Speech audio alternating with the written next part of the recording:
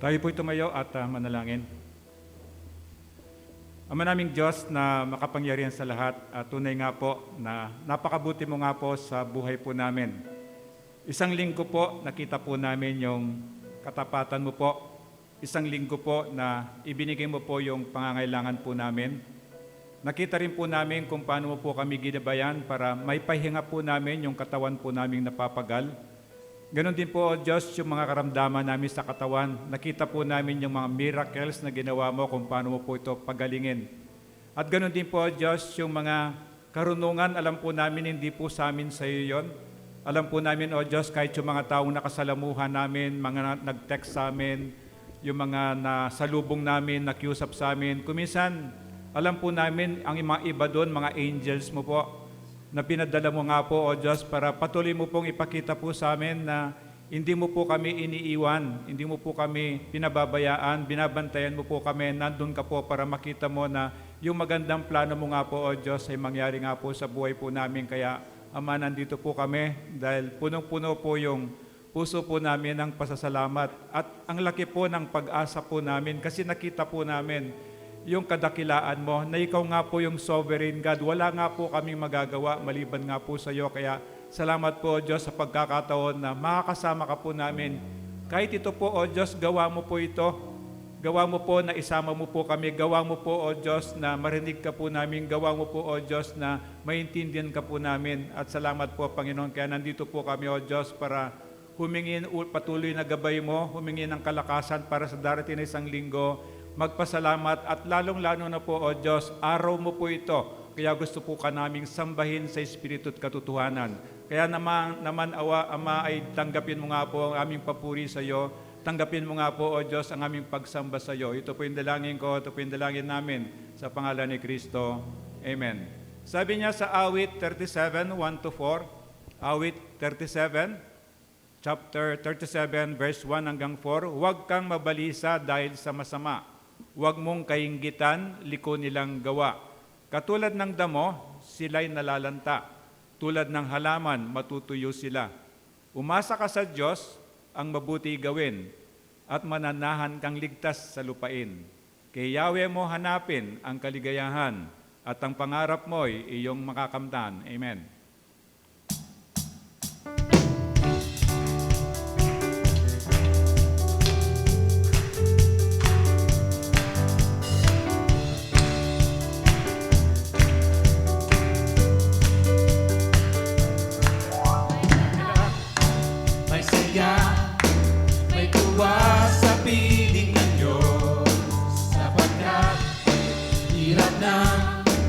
Puso ay nanglalahok.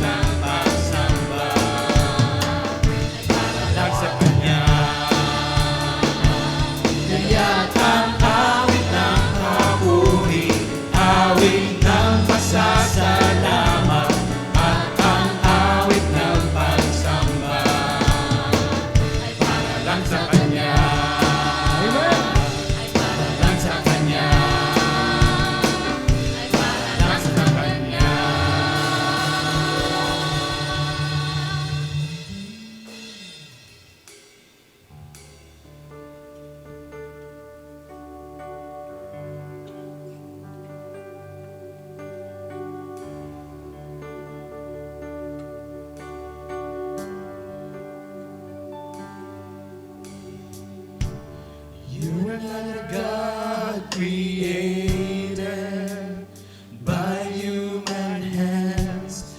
You are not a God dependent on any mortal man. You are not a God in need of anything we can give by your plan. That's just the way it is. You are not a God created by human hands. You are not a God dependent on any mortal man. You are not a God in need of anything we can give by your plans. That's just the way it is. From before time began, you were on your throne. You are God alone. And right now, in the good times and bad, you are on your throne. You are God alone. You are not a God whose power none can contend. You're the only God whose name and praise will never end. You're the only God who's worthy of everything we can give. You are God, that's just the way it is. You are God alone. From before time began, you are on your throne. You are God alone. And right now, in the good times and bad, you are on your throne. You are God alone. You are God alone. From before time began, you are on your throne. You are God alone. And right now, in the good times and bad, you are on your throne. You are God alone. Unchangeable, unshakable, unstoppable. That's what you are. You're unchangeable, unshakable, unstoppable. That's what you are. You're unchangeable, unshakable, unstoppable. That's what you are. You're unchangeable, unshakable, unstoppable. That's what you are.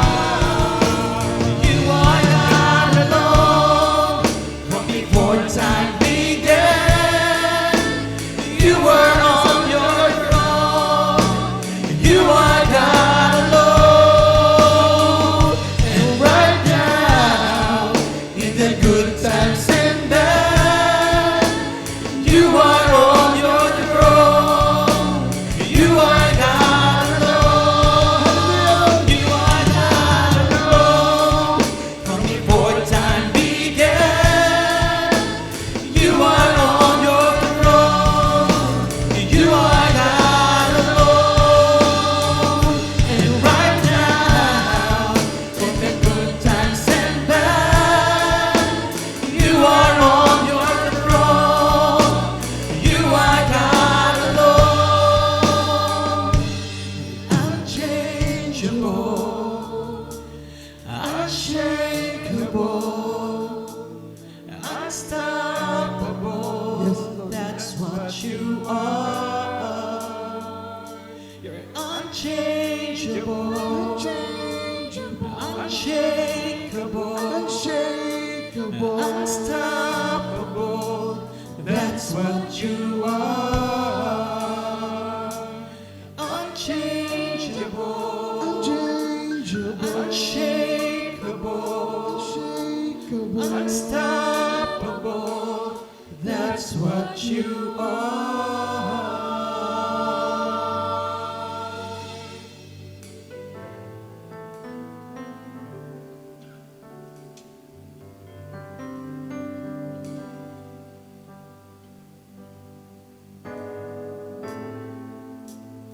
Here I am waiting, abiding me, I pray.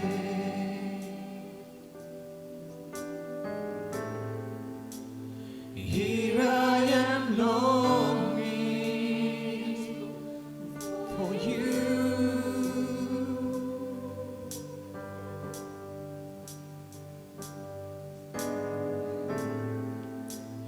Hide me in your love.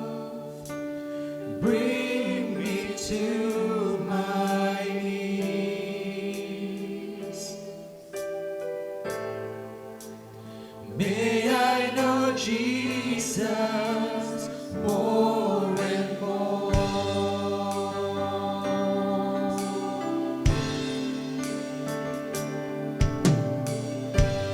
Come live in me all my life. Take over. Come breathe in me, and I will rise on eagle's wings. Come live in me all my life. Take over. Come breathe in me, and I will rise on eagle's wings.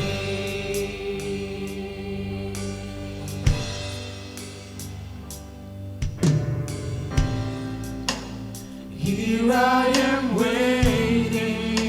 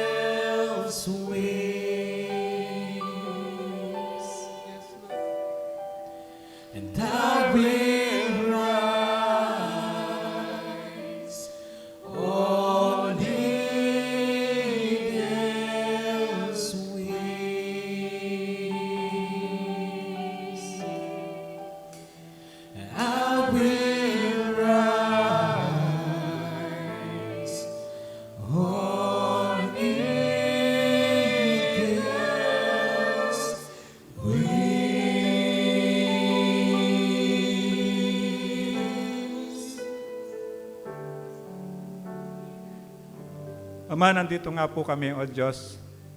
Kailangan ka po namin. Maawa ka po sa amin. At salamat po, O Diyos, sapat po yung biyaya mo. At salamat po, O Diyos, sa kabutihan mo po sa amin.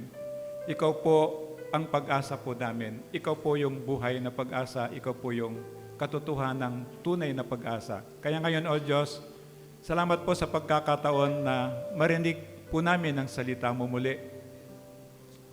Tanggapin mo nga po, O Diyos, ang aming pagsamba sa iyo sa pamamagitan po ng pakikinig ng iyong mga salita. At tulungan mo po kami, ingatan mo po kami, pati na po yung mga kapatid po namin, pamilya po namin, O Diyos, na nasa online o maring sa recording, O Diyos.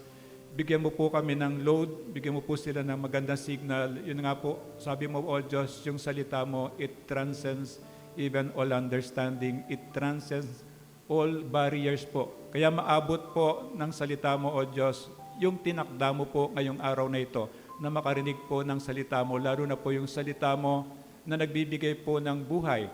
Salita mo nagpapagaling po, at lalong-lalo na po, O Diyos, yung salita mo na nagbibigay po ng kaligtasan. Samahan mo po kami at ingatan mo po kami. Ito po yung dalangin ko sa pangalan ni Kristo. Amen.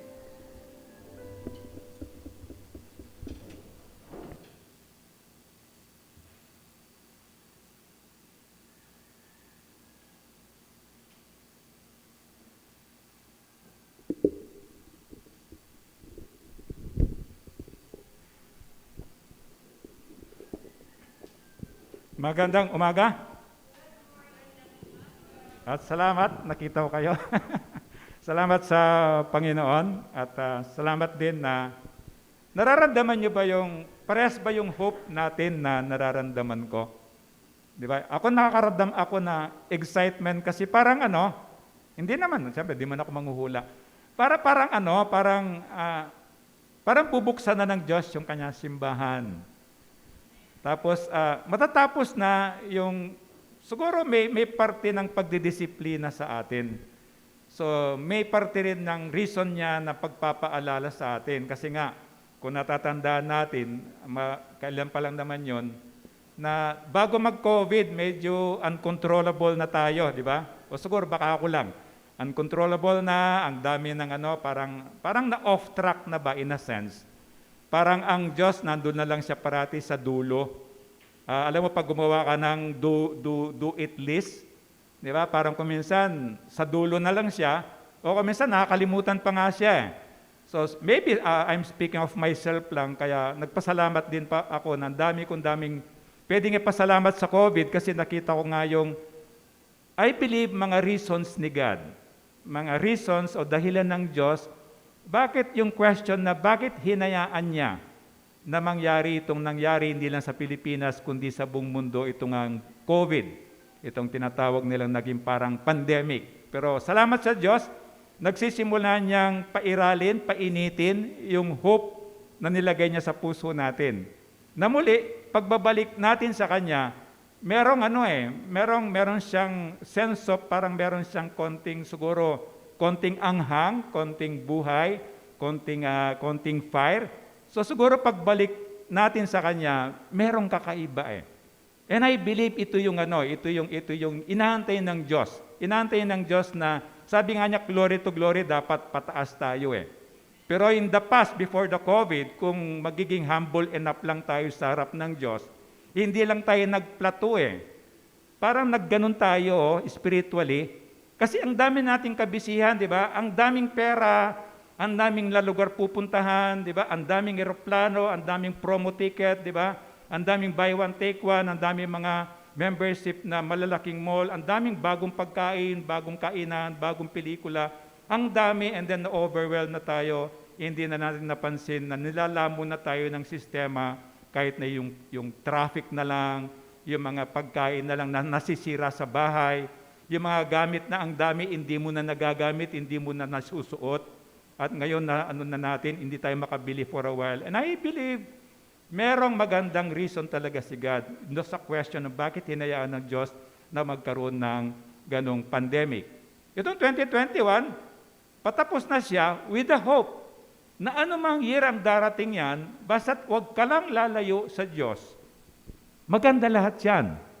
Kaya lang, ang Ang dapat tandaan mo, hindi ka lalayo. Tayo naman ang lumalayo sa Kanya eh. Nandyan lang siya eh. Parati nga siya nag-aantay. Antay niya lalapit tayo sa Kanya. Tayo lang yung lumalayo. Paano tayo lumalayo? Every now and then, napipiliin natin magrebelde sa Kanya, we go to the opposite do sa gusto ng Diyos. At ang lalo na naging kalaban natin ngayon, sarili natin. Ito yung kalaban natin because yung pride, given yan. Tayo lahat, meron tayo niyan kasi namana natin yan sa pagiging sinful natin. So nandun yung pride. Pag hindi mo iningatan yan, yung pride na yan, ito yung naglalayo sa Diyos. Bakit ka nalalayo? Kasi nga yung pride na yun, ang gusto mo lang naman, ikaw ang masunod eh, di ba? Kulang na lang, gusto mo nga, ikaw yung Diyos. O kung hindi mo kaya maging Diyos, hindi mo alam maging Diyos, hindi mo napapansin, gumagawa yung kamay mo ng mga Diyos-Diyosan. At itong Diyos-Diyosang ito yung susunod ayon sa gusto mo. Ito yung gusto ng tao. And behind that, yung pride. Kaya kung tatanda lang natin, nandiyan ang Diyos, hindi na tayo iiwan, hindi na tayo pababayaan. Ano mang yiri yan, ano mang gawin mong 20-30 man yan, maganda pa rin yan. Because God is good. Lahat ng plano niya is good. Mahal niya tayo, wala siyang plano na masama para sa atin kundi kabutihan. So sa isip, salamat sa Diyos, nakita niyo yung katapatan ng Diyos. Sana makita niyo more than sa nakita ko. Kasi ako nakikita ko yung katapatan ng Diyos. Na-close yung simbahan, 2 years, may gate, gaano katagal yan, walang offering. Of course, walang offering, walang tao. Sarado yung simbahan. Pero ni minsan, hindi nagkulang ang Diyos, hindi tayo nabigyan malaman ng disconnection notice. Gusto ko makita, ako nakita ko yun eh. Tapos nakita ko yun, hindi ako bumababa ng building, kung hindi lang ministry o emergency. Ang daming pagkain dyan sa harap ko, di ba? May pera naman ako para makabili doon. Pero alam mo ba yung katapatan ng Diyos? Kumakatok dyan, may mga dalang pagkain. Alam mo yung ganon? Merong time na, di ba sinasara yung 3rd floor na yon? Sinasara yon. Alam mo, merong time na mararamdaman ko lang, bubuksan ko, baka may dumating na pagkain. Meron nga dumating na pagkain. Alam mo yung ganon? Hindi yun hindi ko yung gawa-gawa. Hindi yung gawa-gawa nung nagbigay sa akin, hindi gawa-gawa ng Diyos nating buhay. Kasi alam niya yung sitwasyon. Kaya salamat sa Panginoon na nakita natin. To humble us, God is reminding us. Para mawala yung pride pagmamalaki natin. God is reminding us. Pinapaalala niya sa akin parati, kahit wala ako dito, God will continue yung gagawin niya. Ito sana yung pahalagahan natin. God, salamat po, nandito ako. Kasi kahit wala ako dito, gagawin mo pa rin yung dapat mong gawin. Ganito yung kabutihan ng Diyos natin kahit nasa simbahan niya dito sa ICF. So yung mga tao, natural na alam natin yung gusto natin malaman, ano ba yung bukas? Ano ba yung lalabas sa loto? Ano ba yung kinabukasan ko? Ano ba yung mangyayari sa akin after 5 years, di ba? So kaminsan natetep na tayong meron na mga tarot cards, may mga horoscope, may mga pahula, may mga tawas-tawas, kung ano na mga espiritista, lahat na yan, astrologers, ginagamit na yan. Ang kagustuhan lang ng tao, ano ba yung mangyayari bukas? Maganda sanang malaman, pero sinabi ng Panginoon, even Jesus Himself, sabi niya, wala mga nakakaalam eh. Ang God the Father lang nakakaalam. So dapat ito, we take it from there. Sabi ng Diyos, problemahin mo yung ngayon, yung bukas kasi. Hindi mo nga alam kung bukas buhay ka pa eh. So ito yung, dito tayo inihila ng mundo. Na, paano tayo inihila ng mundo dito? Kasi nga para bumalik tayo doon sa kahinaan natin. Ano yung kahinaan natin? Una kahinaan natin, gusto natin tayo yung Diyos. At gusto natin, yung kamay natin, gagawa na lang siya ng Diyos natin, Diyos-Diyosan. Kasi bakit? Kapag ginawa ng kamay ko itong Diyos-Diyosan ito, ilagay ko siya kung siya kong ilagay. Kung gusto ko linisin siya, dilinisin siya. Gusto kong batiin siya, babatiin siya. So, ito yung gusto natin. So ang Diyos pinapaalala niya sa atin, okay, stop, slow down. Mas magandang plano ko sa iyo dyan. Bakit? Kasi mahal nga kita eh. Pero sinasabi ng Diyos Ama, binigay ko nga yung bugtong na anak ko sa iyo. Para yung kasalanan mo hindi mo kayang bayaran ay bayaran kasi nga mahal nga kita. Alam mo, yun lang eh. Yung pagmamahal ng Diyos na yung kahit na araw-araw i-remind ko lang yung sarili ko na mahal ako ng Diyos. May imagine mo yung mararamdaman mo. Simula mo yung araw mo na mahal ako ng Diyos. May problema ka, mahal ako ng Diyos. Alam niya yung pinagdadaanan ko. Alam mo yung ganon? 2 sentence lang yon. Kapag sinaksak mo sa kukote mo, with that all sincerity, nakikita ng Diyos yon. Alam mo ba yung gagawin ng Diyos na miracles? Na hindi mo ma-explain sa kapwa mo. Ito yung Diyos natin hanggang ngayon, inahantay lang niya. Inaantay lang niya kahit ikaw Kristiyano ka na nga 10 years ka na nga ang Christians. Pero nakikita ng Diyos, bakit hindi ka umaasa sa akin? Bakit ka umaasa pa rin sa sarili mong karunungan? Bakit ka pa rin umaasa sa mga sistema ng mundo? Lahat yan maganda yan, pero sabi ng Diyos, di ba, sabi niya, seek you first His kingdom. Yan is righteousness. Sabi niya, lahat ng gusto mong yan, ibibigay ko kasi mahal nga kita. Gusto kong masaya ka Kapag naging masaya sa tayo, ang unang-unang nagiging masaya ay ang Diyos natin. Kaya normal lang na gusto natin makita yung future, kaya lang, ang tunay na future lang, kung gusto mong malaman, nasa Bible lang. Pinakita ng Diyos.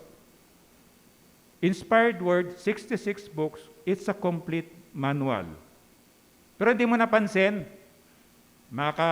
makaubos ka ng one sitting, nakaubos ka ng, alam mo yung, ang tawag doon, yung mga telenovela na mga series, di ba? Kung minsan, 4 seasons. Di ba yung 1 season, ang dami pang ang dami pang parte di ba? Pero hindi ka nga makaubos ng 1 oras pagbabasa ng Bible. And then kung minsan, kapag masama na yung nangyari sa'yo, tatanungin mo yung Diyos, God, bakit po? Parang tahimik ka. Bakit hindi mo ata ako pinapakinggan? Bakit pa para kang tulog? Because hindi mo alam yung sinabi niyang instructions. Kaya kung paano tayo kumakain ng kanin every day para maging strong ako, ito yung spiritual strength mo, yung salita ng Diyos.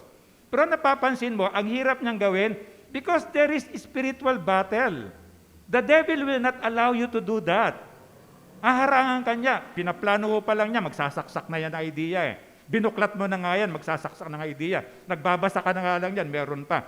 Kaya you have to vigilant, you have to ingatan mo sarili mo para talaga magawa mo yung kailangan mo. Walang shortcut.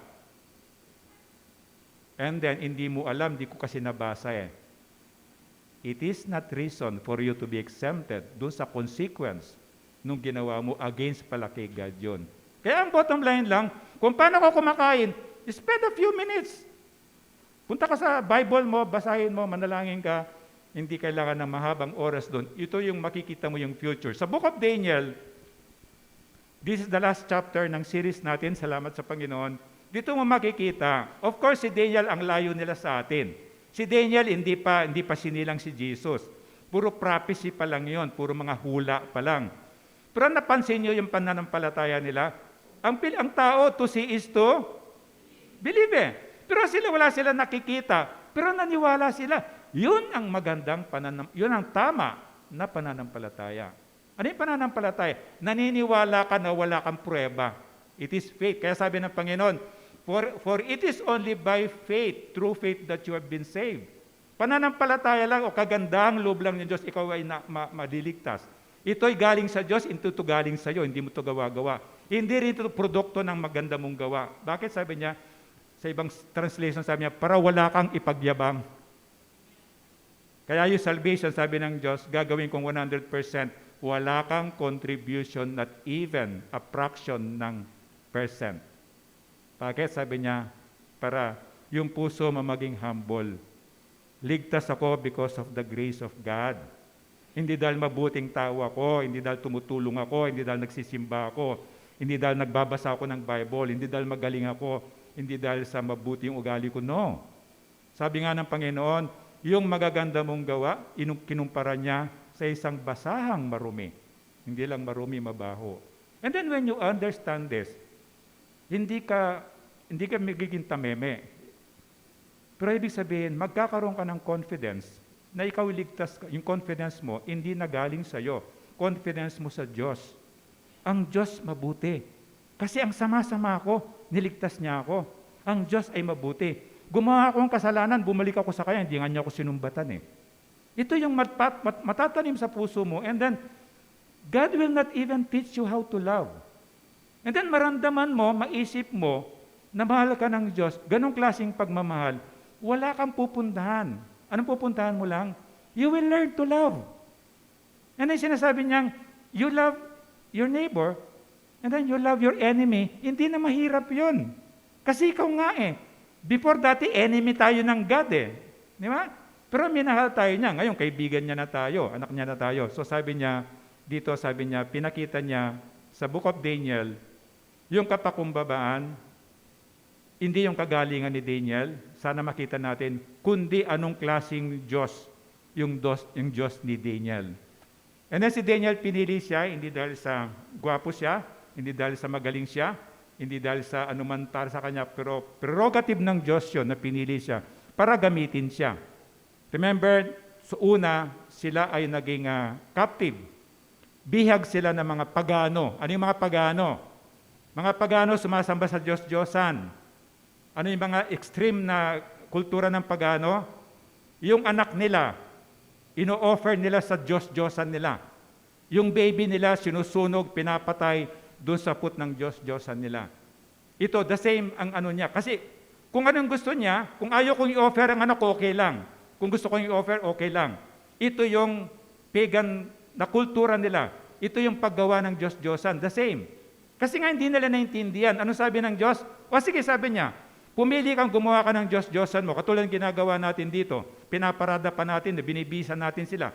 Nilalagyan natin ng mga lahat ng alahas dyan, pinapaganda nila. Tapos nililibot pa natin sa community natin. O sige, sabi ng Diyos, binigyan kita ng free will. Hindi tayo, pag pinarada dito yung santo-santo na kinasusuklaman ng Diyos, hindi kumukulog dyan, hindi kumikidlat dyan, hindi niya pinapatay ang mga tao. No, hindi. Because that's a free will ng Diyos. Pero anong sistema? Sabi ng Diyos, you will be cursed. Susumpahin ka. Anong sumpa niyan? Meron kang tenga, hindi mo naririnig. Meron kang mata, hindi mo talaga nakikita. At meron kang isip, pero you will never understand. So ito yon. Paano ka makakawala doon? Sa grace lang na ni God. Kaya kung makikita mo yung mga taong ganon, hindi ka magagalit. Maaawa ka kasi you were once before katulad mo rin sila. Kaya ngayon naawa ka. The same yung heart ni Jesus. When Jesus saw the multitudes, anong naramdaman niya? He felt compassion. Ano yung compassion na yon? Hindi dahil sa gutom sila, hindi dahil sa mahirap sila. Yung gutom nila, yung kahirapan nila, yung karamdaman nila, resulta lang ito ng disobedience nila. Pero ang kinalulungkot ng Diyos sa puso niya, yung compassion na yon, hindi sila ligtas. Ito sana yung maramdaman natin na may makita kang rapist, may makita kang magnanakaw. It's not because masama yung taong yung ginawa niya masama. But that person, since that person is created by God, mabuting tao yun. Sumama lang siya sa sistema, sumama siya sa ginawa niyang masama. Kaya sabi ni God, mahal kita. Wala ka na ma-question doon. Napatunayan ko na yon. Sabi ng Diyos, Ama, binigay ko yung bugtong na anak. Hanggang ngayon, inaalagaan kita. Pero, mahal kita. Tanggapin mo na yan, pero kinasusuklaman ko yung ginagawa mong kasalanan. Si Daniel, bata pa siya. 17 years old teenager, di ba? Kinuha sila, bihag sila. Pero out of the 75 teenagers, to chapter 1, di ba? Tinrain sila ng 3 years. Si Daniel, kasama niyang 3 kaibigan niya, si Shadrach, Meshach, Abednego, makita mo, godly sila. They did not compromise. Imagine mo, part ng training nila, ipapainom yung alak ng hari. That is supposed to the best. Yung pagkain ng hari, pinakamasarap yon. Pero sabi ni Daniel, no, okay lang naturuan mo ako ng kultura mo, ng lingwahe mo, ng siyensya mo, pero hindi ko dudumihan yung katawan ko dahil sa masarap na pagkain na yan. Hindi ko dudumihan ang katawan ko dahil sa masarap na alak na yan. Yung bang alak yon? Yun ba yung pagkain? Ang problema din. No, gusto rin niya yun eh. Lalo na teenager, di ba? Ang teenager, gusto niya puro kain, di ba? Marami, kain pa rin, kain, di ba? Kung minsan, wala ka bang, may tiyan ka bang extra? Parang ganun, di ba? Pero dito, alam mo kung bakit pinanindigan niya yon? Kasi alam niya, yung pagkain ng hari, inumin ng hari, bago mo kainin yan, kung nandito yung Diyos-Diyosan nila, ino-offer mo na doon. Ito ang ayaw ni Daniel. Hinandog mo sa Diyos-Diyosan mo na kinasusuklaman ng Diyos ko tapos ipapakain mo sa akin. No, sabi ni Daniel, hindi. Hindi ko kakainin yan. Doon pala nakita na, and then sa kwento natin dito, magna 90 years old na si Daniel, makita mo consistent yung pananampalataya niya, hindi siya nagko-compromise. Bakit? It's not because good si Daniel. Good yung Diyos ni Daniel. Ito sana yung mapasikat natin. Yung Diyos ni Daniel, hindi yung si Daniel, hindi lang si Shadrach, Meshach, at Abednego. And then, siyempre, bihag sila. 70 years. Sabi nga nila, hindi kami makakanta. Parang dito. Di ba? Pag wala kang worship dito, nag-home worship ka. Tapos ikaw lang, hindi ka na nagla-live streaming. Di ba ang hirap ting gawin na mag-worship kang katulad nung kanina? Yung talagang kakantahan mong Panginoon, di ba? Hindi mo magawa-gawa sa bahay mo, kahit pilitin mo, parang kulang pa rin. Ganon din sila. Kasi wala sila sa Jerusalem. Wala sila doon sa temple ng Diyos nila. Gusto man nilang kumanta, paano kami kakanta? Parang pinabayaan na kami ng Diyos namin. 70 years, sabi ng Panginoon. Then sa chapter 12, dugtungan natin 11, bakit malungkot si Daniel? Magna-90 na siya. Matandang-matanda na siya. Hinantay na yung 70 years na sabi ng Panginoon, sabi ng prophecy, pababalikin na sila sa Jerusalem. Dumating na yung oras na yon. Pero ang dumating oras na yon, ayaw bumalik. Ang bumalik, may 40,000 lang. Imagine mo yung 70 years nandun sila. Nanganak yun, di ba? Di ang dami-dami na nila. Bakit tayo nilang bumalik? Komportable na sila sa kultura ng Babylonia. Komportable na, kasi yung Diyos-Diyosan ng Babylonia, hindi ka obliged na maging moral. Gawin mo yung gusto mong gawin. Yun ang gusto ng tao, di ba? Ayaw ng tao, sabi niya, ayaw ko ng yan, ayaw ko sa born na yan, ang daming bawal. Di ba? Yan na rin naman, ang daming bawal, ayaw ko dyan. Kaya gusto ng tao, yung kaya niyang gawin, kahit yung kasamaan, walang magbabawal sa kanila. So dito dumating na, para maintindihan ni Daniel. Remember, ang layo nito wala pa si Jesus, hindi pa sinilang si Jesus. Mga prophecy pa lang. Pero sinabi na kay Daniel, para ma-comfort ka, para ma-encourage ka rin, sabi niya, ipapakita ko, sasabihin ko sa iyo yung mangyayari in the future. So dito ang focus niya, yung tribulation.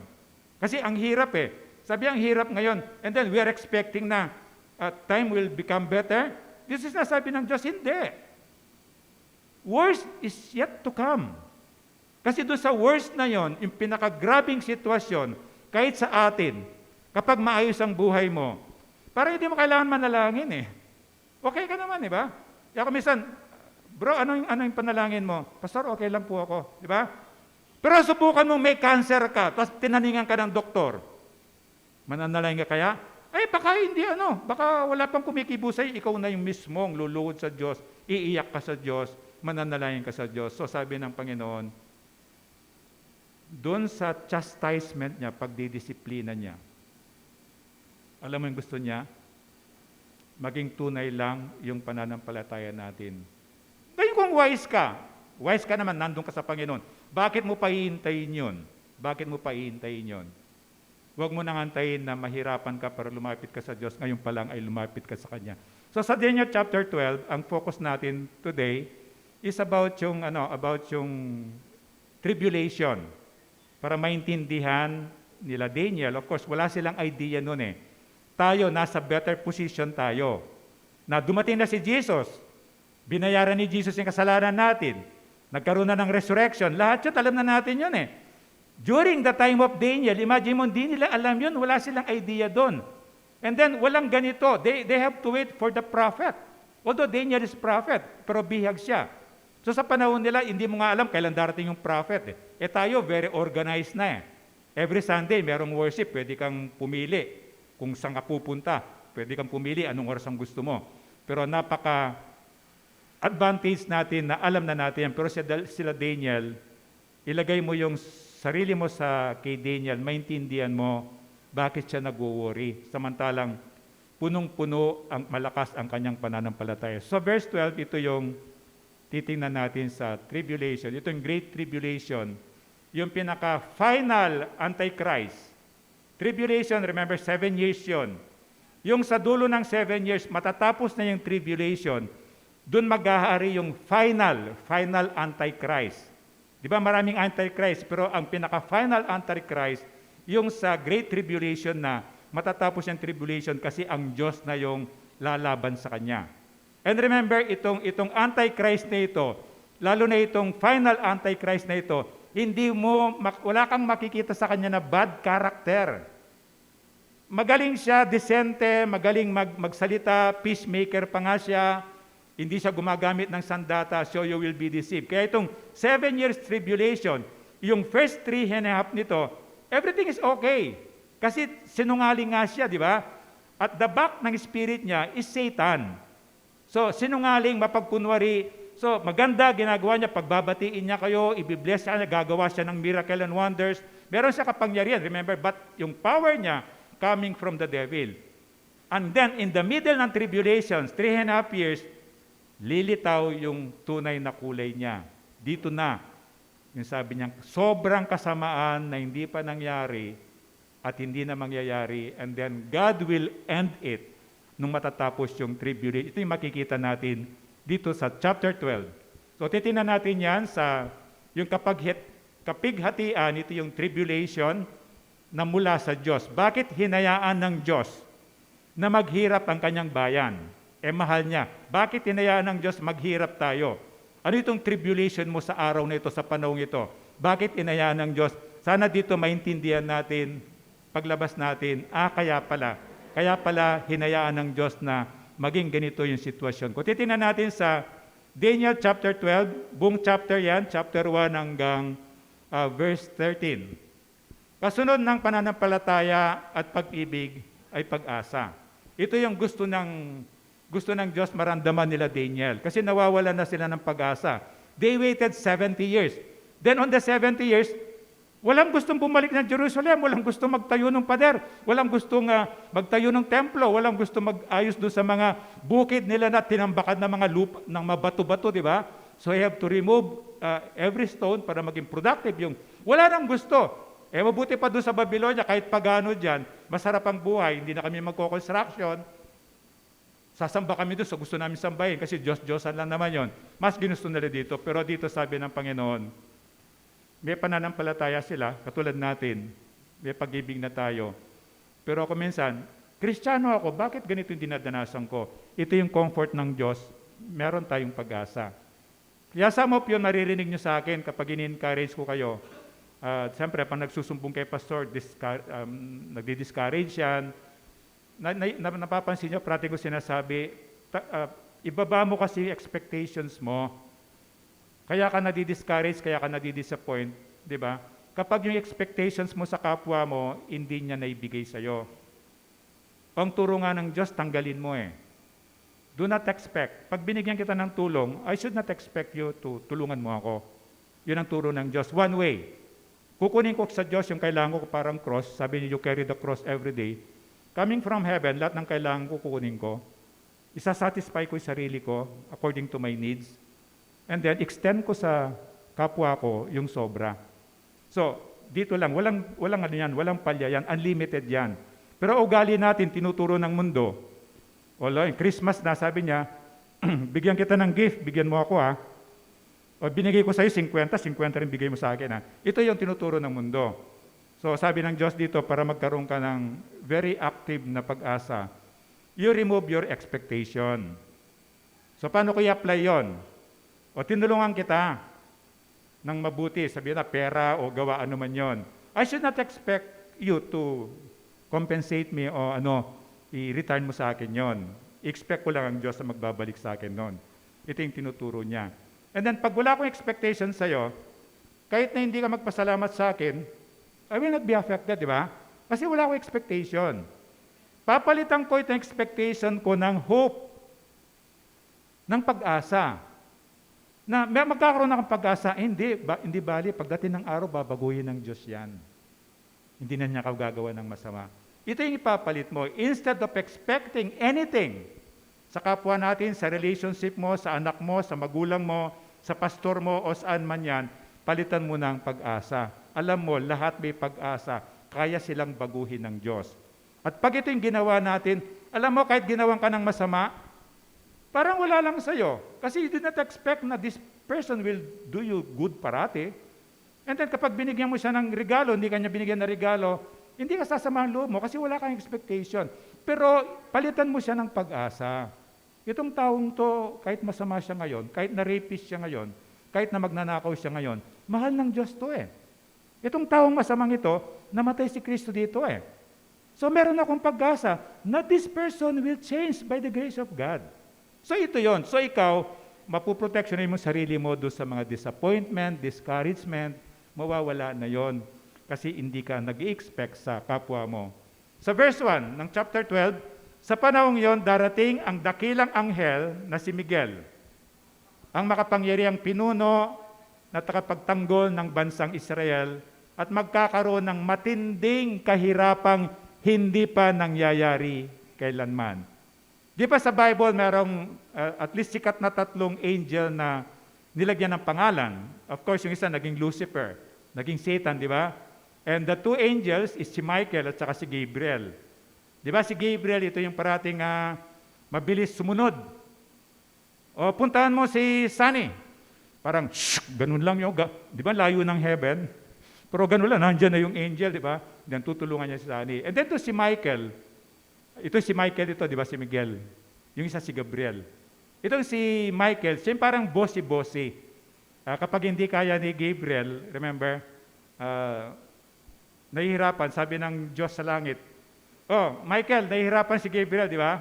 Natandaan yung tinaanan natin. Tulungan mo siya. O, sinabi niyang Diyos, o, punta na mo si Gabriel. O, si Michael, ganun lang, oh. Tapos nandun na sa earth. Ang bilis-bilis, di ba? So, ito yung power. And then dito sabi niya, ang dakilang si Michael, again, ang gagamitin ng Panginoon.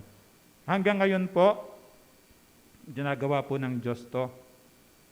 Kaso lang, hindi natin nire-recognize na gawa ni God yun. Hindi mo napapansin kung minsan, biglang may problema ka, bigla na lang may sumulpot na kamag-anak mo, kaibigan mo, na-meet yung problem mo. Sarap, di ba? Pero ang resulta nun, hindi mo alam kung paano purihin yung kaibigan mo. That's not bad. That's good. Pero sana, bago mo pinasalamatan yung kaibigan mo, alam mo, ang sovereign God, ang umipo doon sa kaibigan mo para gawin niya yon. And most of the time, these are angels. Araw-araw na buhay natin, hindi natin nare-recognize. Nagawa pa rin ng Diyos yon. And then part ng verse 1, sabi niya, ngunit maliligtas ang mga kababayan mong ang pangalan ay nakasulat sa aklat ng buhay. Sa aklat ng Diyos. The same sa aklat ng buhay. Di ba may book of life? At the end of the day, bubuksan yung mga books na yun, 2 books na yun, di ba? Isa doon yung book of life, ito yung sinasabi niya. Sabi niya, ang mga kababayan mong ang pangalan ay nakasulat sa aklat ng Diyos. Hanggang ngayon, hindi lahat ng mga Hudyo nakasulat na doon. Hanggang ngayon. Kaya nga, di ba, meron tayong Pray for Israel, Pray for Jerusalem movement. Hanggang ngayon, kukunti pa lang po yung believers ng mga Jew. Ang mga karamihan sa mga Jew, yung mga old padre nila, nandun pa rin sila. So, kailangan ipag-pray din natin sila. At ginagamit ng Diyos ngayon, tayo, mga Gentiles, para i-share yung magandang news sa mga Jews. So, marami dito, sabi niya, kababayan mo, sabi ni Daniel, na hindi pa nakasulat dito. Para malaman nila, sabi niya, sino yung sinusulat sa libro na yan? Kapag tinignan ng Diyos na meron akong pananampalataya doon sa sinabi niya, na hindi ka makakapunta, sabi nga ni Jesus, sabi niya, I am the way, the truth, and the life. No one can come to the house of my Father in heaven except through me. Kahit yun lang simple maintindihan. Kapag nagkaroon ako ng konting pananampalataya doon, o nga may kasalanan ako, hindi ko naman kayang bayaran kasalanan ko. Kahit no matter how small yung faith na yon, enough yon para ang Diyos, alam niya, maniniwala ako sa Kanya. Kasi alam niya yung mangyayari bukas eh. Alam niya next month magba-Bible study ako. Alam niya after 3 years magbabasa ako ng Bible eh. Alam niya after 4 years magpapabaptize ako. Alam niya yung future eh. So on that moment, kasi nagsimula kang manampalataya, naniwala sa Kanya. Yung paniniwala, hindi lang sa paniniwala. Kasi mga demonyo, naniniwala rin sila kay Jesus, remember? pero hindi sila saved. Yung paniniwalang igit pa doon, pananampalataya siya. Nananampalataya kaya pinako si Jesus doon dahil sa kasalanan mo, sa kasalanan ng iba. And then kapag naniwala ka doon, nakita ng Diyos yon, na sincere yon. Kahit hindi mo naintindihan lahat yan, kahit wala kang memory verse, kahit wala kang alam sa Bible, pero yung pananampalataya, katulad sinabi ng Diyos, even yung pananampalataya, yung kasing laki ng buto ng mustasa, sabi niya, He can move mountains. Yun ang power ng pananampalatayang yun. Isusulat ang pangalan mo dito sa libro ng buhay. Bukas magkakamali ka, bukas lalayo ka sa Diyos, magre-rebelde ka, marami kang gagawing kasalanan pa, pero God will not erase yung pangalan na yun. Hindi pa bago-bago yung isip ng Diyos. Kaya lang, ang first step, walang shortcut. Ang first step, maniniwala ba ako sa Diyos? Maniniwala ba ako na may kasalanan ako? Maniniwala ba ako hindi ko kayang bayaran ng kasalanan ko? Kapag meron yung klaseng humility yun, nakita ng Diyos yun, nakasulat ka dito at sabi niya, pagdating ng panahon na yun, sabi niya, yung mga kababayan mo o yung mga taong nakasulat doon, sabi, hindi sila mapapahamak. Ililigtas sila ng Diyos. Kasama siya sa ililigtas ng Diyos. Ito yung tribulation, 7 years. Inahati siya ng 3.5 years para hindi tayo masyadong mahirapan. And then, of course, ang tribulation sa atin, ako, paniwala ko, na tinuturo ko sa inyo, di ba merong post-tribulation? Ibig sabihin, yung rapture mangyayari after ng tribulation. Merong mga tao naniniwalang pre-tribulation. Ibig sabihin, yung rapture mangyayari siya bago yung tribulation. Ako, ang tinuturo ko sa inyo, yung stand ko, na tribulation muna rapture muna bago tribulation. So naniniwala ako na si Daniel wala na dito. Ako, wala na tayo dyan. Kung ganun ang sistema natin. Pero dito, importanteng malaman natin ito. Kasi kapag hindi ka na-rapture, siyempre, nandyan ka. Matitira ka dito. So ito yung sabi. So ito yung tribulation, 3.5 years, peke, Antichrist. Wala na yung Christians, di ba? Wala na simbahan. Ang matitira sa mundo, mga kulto, mga false church. Sino mga false church? Mga nagsasamba ng Diyos-Diyosan. Sumasamba sa tunay na Diyos sa maling pamamaraan. Anong ibig sabihin doon? Naniniwala ka na si Jesus ay Diyos. Pero sinasamba mo siya sa maling pamamaraan. Paano? Paano mo siya sinasamba sa maling pamamaraan? Sa iyo, hindi sapat si Kristo. Sa iyo, naniniwala ka kay Kristo, Diyos siya, Jesus plus. Pwedeng Virgin Mary, pwedeng Saint Joseph, pwedeng Saint Peter, pwedeng Santa Veronica, ano man yon. Alam mo yung Diyos, pero maling pananampalataya. Maling pagsamba sa tunay na Diyos, alam mo tunay na Diyos si Jesus, dinagdagan mo. Nung sinabi ni Jesus, I am the perfect participle, hindi niya sinabing, ibig sabihin, totoo, ako lang. I am the only way. Hindi niya sinabing, I am one of the ways para makapunta ka ng langit. Then ano pa yung maling pagsamba sa tunay na Diyos? Naniniwala ka kay Kristo na tunay na Diyos, tama yon. Pero yung sinasamba mo, ginawa mo siya ng cross. Maganda yung cross, it reminds you sa cross ng Kalbaryo, binayaran yung kasalanan ko at kasalanan mo. Pero paano maling magsamba? Nakapako pa rin si Jesus doon. Hindi na natiling nakapako si Jesus doon. Pagkatapos niyang bayaran ang kasalanan ng sanlibutan, pagkatapos siyang patayin dahil sa kasalanan ko at sa kasalanan mo, siya'y namatay. Because the wages of sin is death.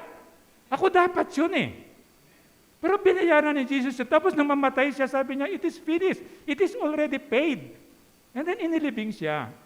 But on the third day, nabuhay siya muli. Kaya gusto mong ma-remind, meron kang cross, wala na si Jesus dyan. Ano pa yung maling pagsamba?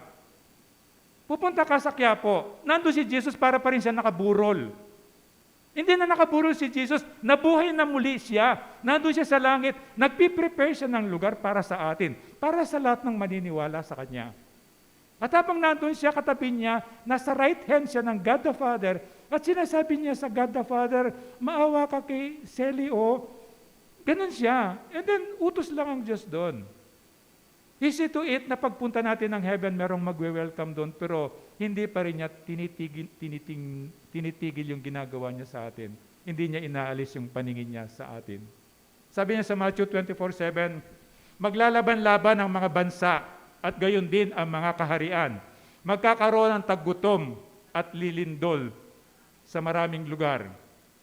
Kapag nakita ninyong nagaganap na sa dakong banal, Jerusalem, ang kasuklam-suklam na kalapastangang tinutukoy ni Propeta Daniel. New Testament na ito, but even them, they are quoting. Bakit kailangan magkaroon ng ganito mga prophecy? Para maniwala tayo na yung nakasulat sa Bible totoo. Ibig sabihin, hinula ito thousands and thousands years, and then anong mangyari ito ay totoo pala. Tinulungan tayo para totoo pala yung salita ng Diyos kasi sinabi nila ito thousands and thousands years ago, pero ngayon nangyari. At dito makita mo, hanggang sa New Testament, ang layo-layo na nila Daniel, hindi mo na alos makita sa history, pero nandun, kinukot pa rin nila yung panahon nila. Sikaraya 13:8. Ano sabi na Sikaraya 13:8? Malilipol ang 2/3 bahagi ng maniniraan sa lupain. 1/4 bahagi lamang ang matitira. Remember sa previous chapters natin, nung dumating na yung mga unang Antichrist, not the final Antichrist, pag pumunta yung bata sa temple na ganito, pumunta yung bata, papatay yung 2, matitira 1. Lahat ng tao, papatay yung 2, matitira 1. Ginawa na nila before, ito pa rin sinasabi niya, ang matitira lang is 1/3. Ito yung sinasabi ng remnant, mga natira o mga natira sa mga lahi ng mga Israel. And then verse 2 ng chapter 12, muling mabubuhay ang maraming mga namatay sa lahat ng panig ng daigdig. Ang iba'y sa buhay na walang hanggan at ang iba namay sa kaparusahang walang hanggan. Ano sinasabi niya rito? Ito na yung resurrection, di ba? Resurrection na yon. Kaya itong resurrection, sabi niya, maraming mga manamatay ang muling mabubuhay. Ito yung second resurrection. Ang first resurrection, remember si Jesus. Inahanap ko, merong kasamang nag-resurrect noon during Jesus' time eh. Hindi ko makita, pero parang meron eh. Yun ang gusto kong pag-aralan. Si Nanay Estrelita, kilala natin dito, si Jeff, si Sister Jenny. Alam natin ligtas sila. Nasa langit sila. Pero as of now, wala silang katawan, spirit lang sila. Kasi wala pang resurrection. Nakuha nyo? Wala pang resurrection. Ang resurrection pa lang, nagkaroon ng first resurrection kay Jesus Christ. So kuminsan parang pag kinakausap ko sila, paano kayo nagkakilala? Wala kayong katawan. spirit lang kayo. Tapos parang inaaliw ulit sarili ko. Pag kumanta daw si Jeff doon, alam namin si Jeff yun. Parang so wala silang katawan, spirit lang pa sila. Kasi they're waiting for the resurrection.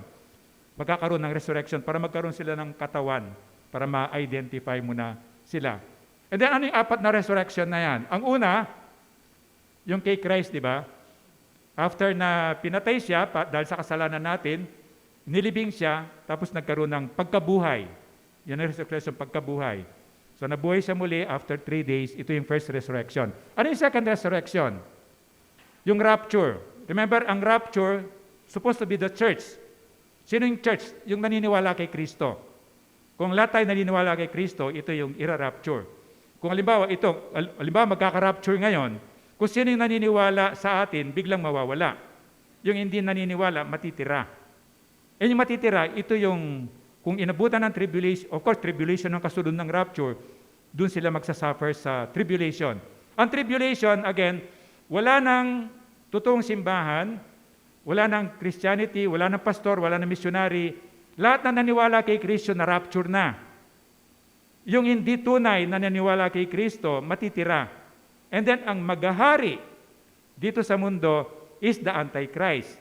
Dito yung naririnig nyo, kailangan mo magkaroon ng 666 para makabili ka sa grocery. Kung hindi, mamamatay ka sa gutom. Kailangan mo sambahin yung Diyos-Diyosan ng devil. Hindi papatayin ka. Yung mga ganon. magkakaroon ng yung 7 years tribulation. So second rapture, ito yung mararapture yung mga naniniwala kay Kristo. Pero sabi ng Panginoon, ako naniniwala ako kay Kristo, di mararapture ako. Pero sinasabi ng Diyos, bago ako, yung binasa natin kanina, yung mga patay mabubuhay. Yung mga patay na naniwala kay Kristo, nakuha? Yung mga patay na naniwala kay Kristo, sila muna yung bubuhayin, pupunta sa alapaap, magkakaroon ng katawan, yung mga na-cremate. Kahit na, di ba, pag magpa-cremate ka, hindi naman ibibigay sa yung abo ng buong katawan mo eh. Portion lang yon. At ngayon, kapag hindi ka nag-request sa cremation mo ng part ng buto, ang ibibigay lang sa yung abo ng flesh. Pero kung magre-request ka, pwede po bang hingi din kami ng yung abo ng buto? Kasi special process yon para madurog nila yung buto. Sa first cremation, hindi masusunog yung buto eh. Yung laman lang niya. But if you request sa cremation mo na pwede ba akong humingi ng buto, so ibibigay man sa iyo hindi yung buong abo ng buong katawan. So may probability, paano yung natirang abo doon? Diba? Saan nila gagamitin? But during the resurrection, kung tinapon man nila yon o ibinigay nila yung masasamang punerarya, binigay nila sa ibang tao, hindi naman kinremate yung isang katawan. Kaya ako gusto ko pag kinremate, tandaan nyo pag namatay ko, tingnan nyo baka kung ako ba yung kikremate. Baka hindi ako yung kinremate doon. Baka yung aso ko lang yun, di ba? And then, yon sabi niya, igagather ng Diyos yung mga abo-abong yun, kahit sa anong ginawa nila sa abong yun, magkakaroon ng resurrected body. So ito yon, itong mga naniwala. And then, kayong, sabi niya, kayong buhay, halimbawa ngayon yung rapture, hindi na kayo makaranas ng kamatayan, mararapture tayo. Parang ganon. And then, ang devil na ang magre-reign sa mundo for 7 years. Yung Antichrist, real person to hindi si spirito. This is not battle of the spirit. Tribulation is real na mga tao. Yung Antichrist na tao talaga yan na maghahari doon. And then, sabi niya, 1 Thessalonians 4:16, 17, sa araw na iyon ay maririnig ang tinig ng archangel at ang tunog ng trumpeta ng Diyos at ang Panginoon mismo ay bababa mula sa langit na sumisigaw at ang mga namatay na sumasampalataya kay Kristo ay bubuhayin muna. And then yung mga buhay. Nakuha natin, mauna yung mga patay and then yung mga buhay. Mga naniwala kay Kristo And then, 17, pagkatapos tayo namang mga buhay pa at natitira ay titipunin sa alapaap kasama ng mga binuhay upang salubungin ng Panginoon sa himpapawid. Sa gayon, makakapiling natin siya magpakailaman. So dito lang siya sa alapaap, hindi bababa dito sa lupa si Jesus. And then pangatlong resurrection. Old Testament, tribulation. Bubuhayin muli yung mga namatay sa Old Testament. O, kasama na siyempre sila Daniel, mga Old Testament. Sila Daniel, narap na sila, di ba? Na-resurrect na sila. Pero yung mga kasama nila Daniel, halimbawa yung 75 na teenagers na pinag-aralan natin, yung 4 na niwala kay Kristo, kay Yahweh, na-rapture na sila, na sila, tama, nagkaroon siyang glorified body.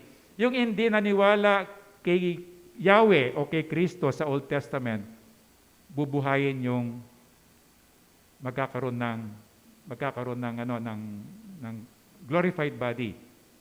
So nakikita niyo yung separation ng sheep at saka ng goat. Ano yung karakter ng sheep? Masunurin. Yung goat, suwail. Ang goat, pag ginanon mo niya, kahit hilain mo yun, di susunod sa iyo yan. Pero ang sheep, wala siyang tali, gaganong ka, susunod sa iyo yan. Di ba? So ihiwalay doon ang sheep. So dito the same. Sa third resurrection, bubuhayin yung mga Old Testament saints. Sino yung mga saints? Santo at santa, yung naniwala sa Diyos. Nakuha? Hindi muna yung mga hindi naniwala. Hindi pa sila bubuhayin. Nakuha ba? Naintindihan niyo ba? So, yung mga Old Testament saints at saka yung tribulation saints. Yung mga saints, ito yung ligtas. Okay, ito yung ligtas. Sila yung bubuhayin. And then, sino yung mga Old Testament saints? Sila David, sila Abraham, sila Noah, sila Shem, sila Japhet. Yung mga yon, yung mga naniwala sa kay God. sila yung mabubuhay na muli. Yung hindi naniwala kay Yahweh, hindi muna. Klaro? And then, tribulation saints. Sino yung tribulation saints? Di ba? Tribulation na. Nagahari, demonyo na. Wala na yung mga Christian. Ito yung mga hindi na rapture. Di ba? Doon sa hindi na rapture, di ba? Merong 144,000 na mag-evangelize sa kanila. Hindi mara-rapture yung 144,000 na yon. So, merong maniniwala doon. Sabi ng Bible, mas marami pa nga daw, di ba? And then, dito sa mga tribulation saints na to, sino yung mga namatay during the tribulations? Yung ayaw magpatatak ng 666, papatayin ka. Yung ayaw sumamba sa Diyos-Diyosan ng Antichrist, papatayin ka. So ito mga pinatay na ito, bubuhayin muli. Because pinanindigan nila yung pananampalataya nila, kahit patayin sila ng Antichrist, kahit patayin sila ng demonyo, hindi sila nag-compromise. So sila, ligtas sila, bubuhayin sila during this time. And then, may pananampalataya na natira pa rin. Makikita natin mamaya, nasaan na sila. So dito, ito yung fourth resurrection. Ito mga namatay, bubuhayin. Mga namatay na naniniwala sa Diyos, bubuhayin. Hindi yung mga hindi naniniwala. And then ano yung fourth resurrection? Fourth resurrection, iyan yung sa may nyo, di ba? Sinilang si Jesus, pinatay si Jesus, rapture, tribulation, millennial. So, end ng millennial, di ba, after ng tribulation, tinalo na yung Antichrist. Binuhay na muli yung mga Old Testament saints, tsaka mga tribulation saints, di ba? Then naghahari si Kristo ng 1,000 years. Ang devil, hinulog siya temporarily dun sa malalim na hukay. So, walang tukso, walang church na ganito, kasi kasama si Jesus. Lahat yun, puro mga believers yung nandun. So, hindi mo na kailangan mag-worship na ganito. Pero after ng millennial, 1,000 years, sa dulo nito, magkakaroon ng last resurrection. Sino yung bubuhayin dito? Lahat ng hindi naniwala kay Kristo o sa Diyos. Nakuha? Lahat ng hindi nakasulat sa Book of Life, bubuhayin sila. Lalagyan sila ng glorified body. Bakit sila lalagyan ng glorified body? Hindi para pumunta ng langit, kundi ihulog sa impyerno. Kaya yung hindi sila spirit, mararamdaman nila yung sakit sa impyerno for eternity. So ito yung so far na for resurrection, na sinasabi niya. O ito yun. Kung sana makita nyo, nababasa nyo ba? Yung Old Testament, ito yun, di ba? From the beginning. And then, pagdating ni Kristo, isinilang siya, di ba? Isinilang siya, yung Christmas nga. And then ito na yung church age. Dito na pinatay si Kristo, bayaran yung kasalanan natin, and then umakyat siya ng langit, di ba? And then church age, nandito tayo ngayon. 2021, nandito siya. Malapit sa pulang ito. Nandito na yung 2021, itong year na to. So anytime, rapture will happen. And then pagdating ng rapture, merong 7 years na tribulation. Ito yung pinag-aaralan natin. Itong 7-year tribulation.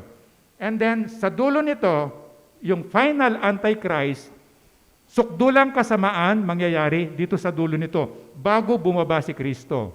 Pagbaba ni Kristo, siya yung lalaban dun sa final Antichrist. Kaya sabi na, di ba yung binasa natin, tatalunin siya ng hindi tao. Ang Diyos na yung lalaban sa kanya. And then, lalabanan siya rito, isi-save ni God yung mga tao niya. And then, meron third resurrection. Naku niya, number 1, this is the first resurrection. Second resurrection, unang pagkabuhay. Pangalawang pagkabuhay. Pangatlong pagkabuhay, pang-apat. So dito, magkakaroon ng resurrection yung mga Old Testament saints, mga tribulation saints, and then maghahari si Kristo.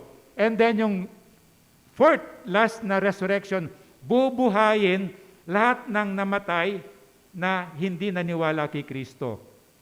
And then, magkakaroon ng final judgment. Paisa-isa aharap kay God. And then, dalawa lang yung sasagot niya. Kapag nandun ka sa, bubuksan yung 2 libro doon, kapag nakasulat ka dito, sabi niya, come, you are welcome, pasok ka sa langit ko. Ngayon, pag hindi ka nakasulat doon, diyan ka lang, antay ka lang, sabi niya, bubuksan ko yung isang book. And then ipapakita doon, lahat ng ginawa ng Diyos sa'yo. Pero in spite lahat ng ginawa ng Diyos sa'yo, hindi naniwala yung taong yon.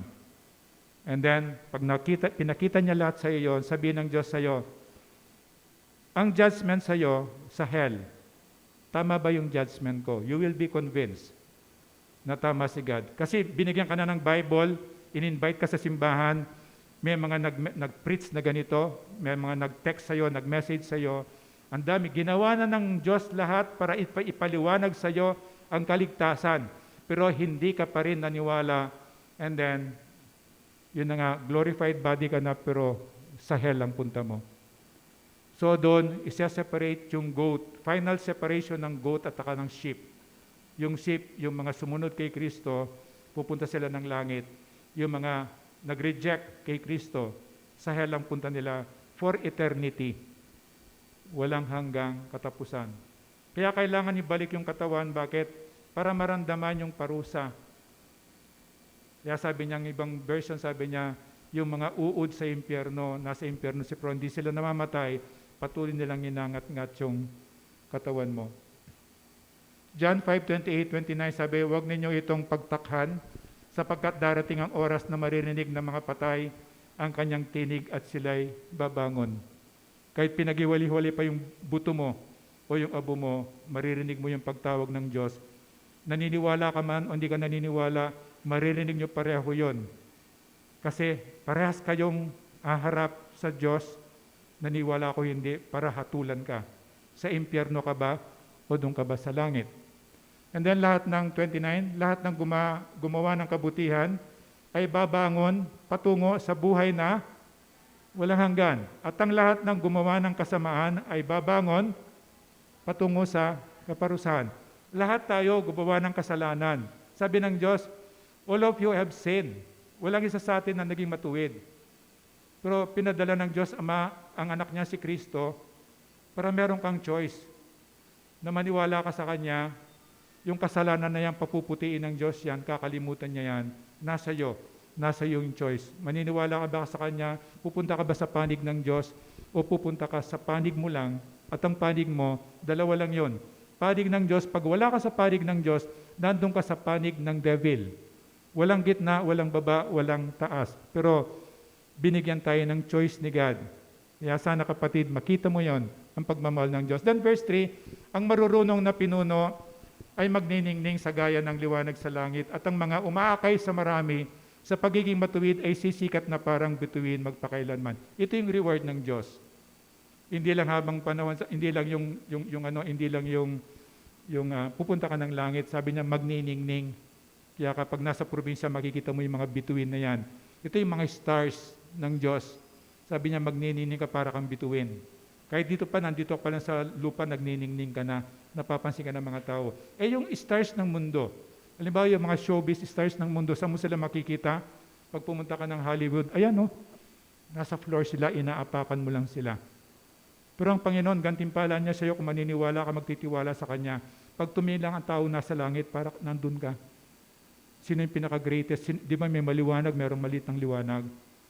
Gusto mo bang maliwanag na stars ka na nandun? Yung stars ng mundo, dito lang, pumunta ka ng Hollywood, tinatapak-tapakan ka lang dyan. Nandyan nga yung pangalan mo, pero tinatapakan ka lang. At pumunta ka ng libingan, di ba? Kahit anong sikat mo pa, tinatapakan ka lang, nandun ka ron. Pero kung ikaw ay naging star ng Diyos, doon ka sa langit. Ganon yung difference. Hindi siya ng isip natin. Sino yung pinakadakila ng Diyos sa kalawakan? Pag ako sa Bible, si John the Baptist. Diba, preparing the way. Talagang sinilang si John the Baptist, pinsan ni Jesus Christ. Sinilang siya ahead of Jesus para lang i-prepare niya yung way ni Jesus. And I believe siya yung pinakadakilang star pagdating ng araw. And then verse 3, ang mga umaakay sa marami sa pagiging matuwid ay sisikat na parang bituin magpakailanman. Ito yung goal natin. Yung sinasabi ni Geneva na nagsishare siya ng gospel, ito yung nakalimutan na natin. Kasi saved na ako Wala na akong pakiram sa iba. Dapat hindi Tayo saved na tayo, dapat mahal mo yung mga hindi pa saved, yung naliligaw pa. So anong gagawin natin? Ito yung ginagawa niya. ang mga umaakay sa marami sa pagiging matuwid. Paano magiging matuwid ang tao? Ilapit lang sa Diyos. Ang Diyos lang ang pwedeng gumawa nun. So hindi mo siya may present ang gospel. Pag nagbukas ang simbahan, yayain mo siya o bigyan mo siya ng tract. So ipasa mo sa kanya yung YouTube version natin o imbitahin mo siyang mag-live streaming. Those are ways para maakay mo yung taong yun para magiging matuwid. Ang pangako ng Diyos, magiging star ka ng Diyos. At ang sabi niya, meron kang gantimpala. Luke 1:16 sabi, sa pamamagitan niya, maraming Israelita ang magbabalik loob sa kanilang Panginoong Diyos. Si John the Baptist. And then Daniel 4, sabi niya, Daniel, ingatan mo muna ang mga pahayag na ito at isara ang aklat upang hindi tumabuksan hanggang sa katapusan ng sanlibutan.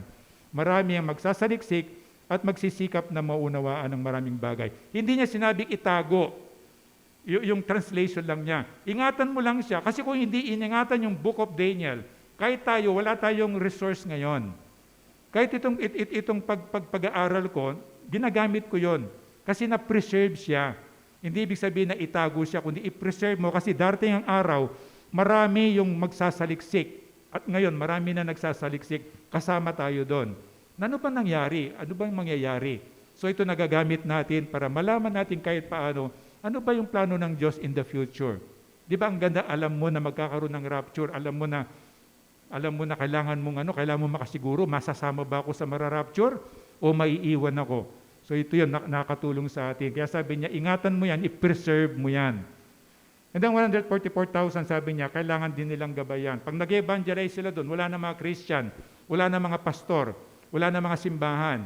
Paano mo i-evangelize yung mga stubborn na yon, di ba? Hindi nga sila naniwala noon, kaya hindi sila na-rapture eh. Pero itong Book of Daniel, sabi niya, ito makakatulong dito sa mga nag-evangelize na ito. Ito kasi mangyayari. Pag hindi ka naniwala, ito yung mangyayari. Pag naniwala ka, ito yung mangyayari. So ito yung sabi niya, i-preserve mo yan kasi marami yung gagamit niyan in the future o marami magsasaliksik. Verse 5, akong si Daniel ay tumingin at may nakita akong dalawang tao, isa sa magkabilang pampang ng ilog. So mga angels, di ba? Hindi malinaw si Gabriel ba to, si Michael to, pero mga angels to. And then 6, tinanong ng isa, ang anghel na nakatayo sa gawing dulo, gaano pa katagal bago maganap ang mga pangyayariing ito? So merong version ng Bible na mas accurate siya. Ito yung sabi niya, di ba? Sabi niya, dito sa unang version, ang makikita mo, tinanong ng angel doon, itong angels dito, di ba?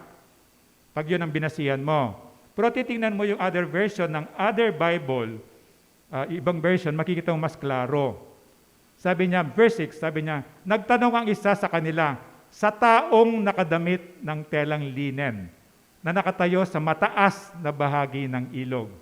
Gaano kaya katagal bago matapos ang nakakamanghang pagyayaring ito? So the angel sila dito sa magkabilang dulo, sa gitna nila merong isang angel na nakadamit lino. Pag sinabi mo nakadamit lino, parang holy, parang Diyos to. And then sabi, nakataas yung lugar niya, malamang Diyos talaga siya, di ba? So ito yung pre-incarnated na ni Jesus. Tinatawag na Christophany. Na-remember yung kwento ni Shadrach, Meshach, Abednego nung tinapon sila doon sa pugon.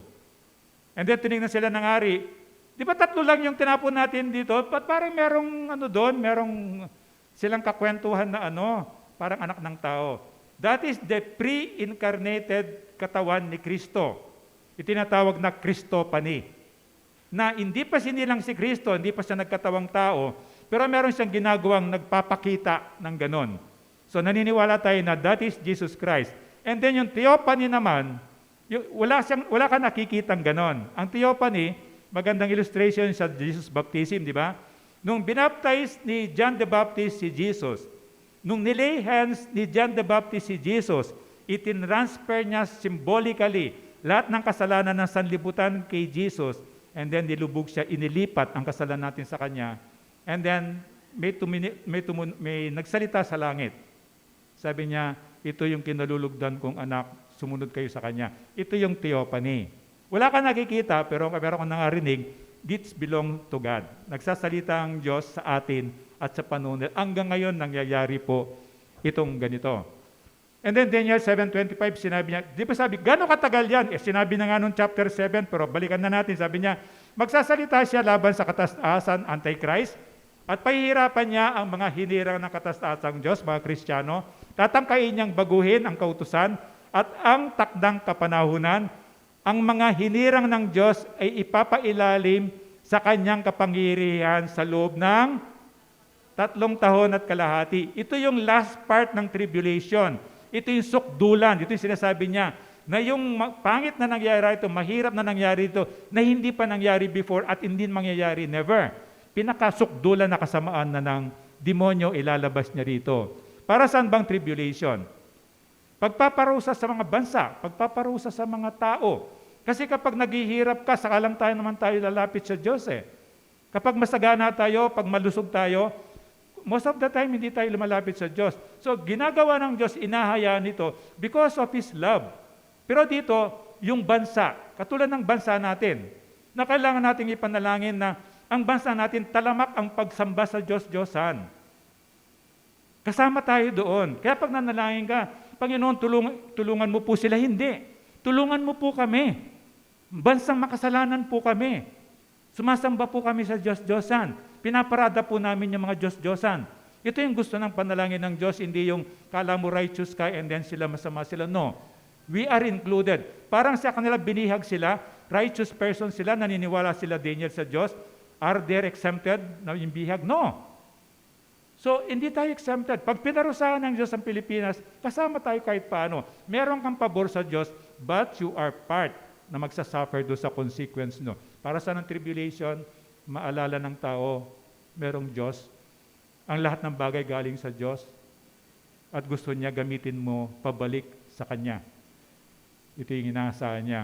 And then Matthew 24:29, pagkatapos ng kapigatian sa mga araw na iyon, magdidilim ang araw, hindi magliliwanag ang buwan, malalaglag mula sa langit ang mga bituin, at mayayanig ang mga kapangyarihan sa kalawakan. Verse 7, itinaas ng anghel ang 2 kamay, at narinig kong sinabi niya, sa pangalan ng Diyos na nabubuhay, magpakailanman, magaganap ang lahat ng ito sa loob ng 3 taon at kalahati kapag natapos na ang paghihirap ng bayan ng Diyos. Yung last 3 part, at nagsabi ang Diyos, tinaas niya yung 2 kamay. Hindi yung angel yung pre-incarnate image ni Christ nagsabi. Kasi alam na nila Daniel yun eh. Alam na ng mga angel. Bakit nila inaalam? They want confirmation from God mismo. Hindi dun sa kanila. At dito sinabi ng Diyos parang, di ba pag sa korte, nagtatas ka ng 1 kamay? Dito, 2 kamay. Ina-affirm niya, ito yung mangyayari. So, paniwalaan ninyo. Sabi niya, verse 8, hindi ko maunawaan ang kanyang sagot kahit ako'y nagtanong. Ginoo, hindi niya kilala ng Diyos yun, di ba? Ano po ba ang kahihinatnan ng lahat ng ito? Parang sinasabi ni Daniel, magna-90 na ako, ang tagal ko na ginintay. Ano ba talaga ang kahihinatnan nito? Di ba? Ayaw umuwi ng mga kababayan ko, ganun siya ka-desperate. At ang sabi ng Diyos sa kanya, yung image ni God, sabi niya, sinasabi niya sa akin, sabi ni Daniel, makakaalis ka na, Daniel, ang kahulugan ng ito'y mananatiling lihim hanggang dumating ang wakas. Na-imagine mo yung feeling ni Daniel? Nagantay ako ng 70 years, makakalaya kami, ayaw nilang umuwi sa Jerusalem. Tapos sabihin mo sa akin, tinatanong kita, ano ba talaga kainat nito? Sabihin ng Panginoon sa iyo, makakalis ka na. yung ganun ba? Na, dito mo makikita. I believe si Daniel, hindi siya sumama ang loob niya because ganun kataas ganun ang buong pananampalataya na sa Diyos niya. So para sinasabi ng Diyos sa kanya, hindi umalis ka na, hindi tinaboy, hindi ni-reject. Parang sinasabi niya, don't worry Daniel, everything is under my control. May magandang plano ako dyan, parang ganun na lang. So it's very comforting kay Daniel. It's parang there is a big hope na sinasabi ng Diyos sa kanya. Kung minsan sa buhay natin, kailangan natin matutong magsabi ng, gusto ko tandaan niyo itong 3 ito. They're very applicable sila sa buhay natin. O if you can write them down, pero balikan niyo pag hindi niyo nakuha. Tandaan mo, i-practice mo, hindi ko alam, hindi ko naintindihan. Hindi yung parang nagmamarunong tayo parati, parang alam na nating lahat. It's a good practice, hindi ko po alam hindi ko naintindihan. That's a very humbling spirit. And then, hindi yun masama, mabuti yun. Na huwag ka makiagos. Ang totoong Christian, they go against the flow. ng mundo. Hindi ka makikiyagos sa masama. And then pangatlo, hindi yung kahinaan, pananampalataya yon. So when you criticize person, you thought they are weak. No. I-practice mo na hindi yung kahinaan, pananampalataya niya yun eh. So it's a good practice. At least yung tatlong ito you can use sa everyday na buhay nyo. Then marami ang dadalisayin at papatunayang may malinis na kalooban. Ngunit magpapakasama pa ang masasama, at walang isa man sa kanila ang makakaunawa sa mga bagay na maunawaan ng mga marurunong. Ang marurunong itong mga naniniwala kay God. Kaya they stop becoming a fool, di ba? Ito dinadalisay, tunay na Kristiyano ka ba, papatunayan. Ito yung kaysa simbahan, parang dito, ginagawa ng Panginoon to, dinadalisay. Pagdating ng oras, matitira talaga kung sino yung tunay. Mawawala yung mga pakunwari. Ito yung paglilinis ng ilan. Sinong nililinisan? Remember, ilan yung nililinis ni God dito sa tribulation? 1/3. Di ba kanina? 1/3 yung remnant, yung 2/3 pinatay, ito yung natitira. And then si Zechariah 13:8, kinonfirm yan, malilipol ang 2/3 bahagi ng naninirahan sa lupain. 1/3 bahagi lamang ang matitira.